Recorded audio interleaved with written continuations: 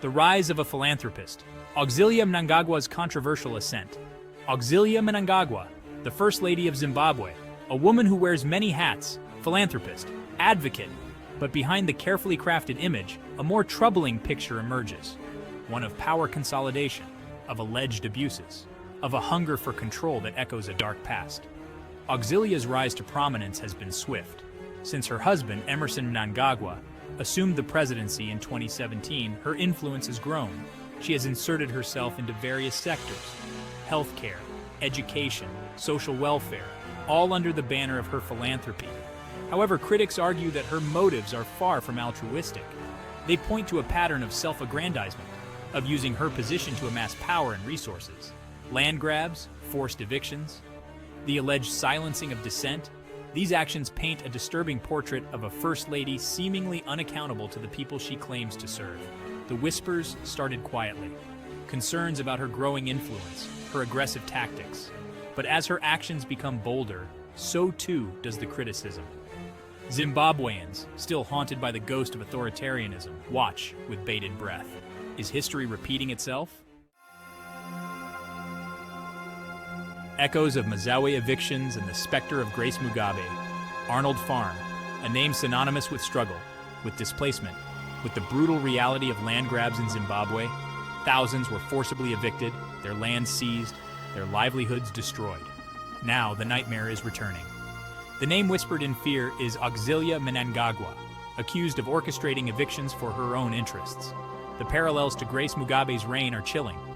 The same disregard for the rule of law, the same insatiable appetite for land and power.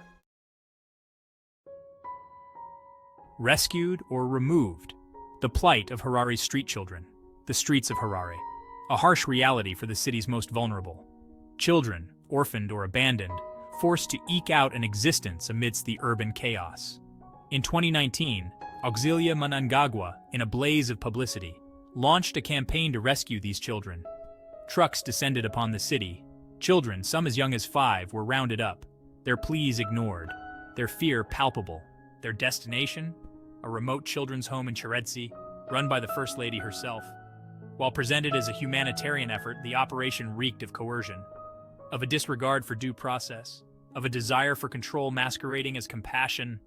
Eyewitness accounts spoke of children being snatched from the streets, of families torn apart, of promises made and broken.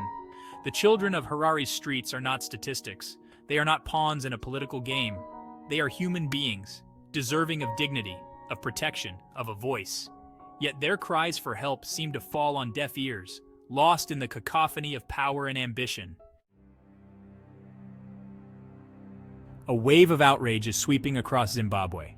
From social media to street corners, citizens are speaking out against Auxillia Mnangagwa's actions, her alleged abuses, her insatiable hunger for power, her disregard for the very people she swore to serve.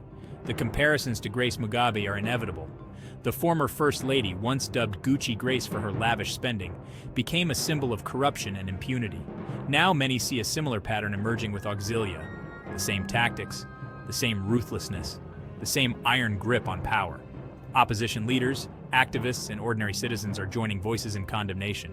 They speak of a nation held hostage by a First Lady drunk on power, of a return to the dark days of authoritarianism, of a future where fear and silence reign supreme.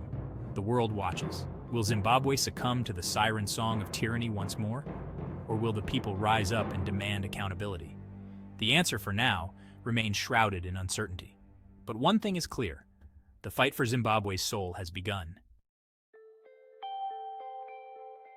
Auxillia Mnangagwa's legacy is being written, but will it be one of compassion and progress, or of tyranny and despair? The answer lies in her choices, in her actions, in her willingness to listen to the cries of her people. Zimbabwe, a nation scarred by its past, stands at a crossroads. Will it continue down the path of authoritarianism, or will it embrace democracy, accountability, and the rule of law? The future hangs in the balance.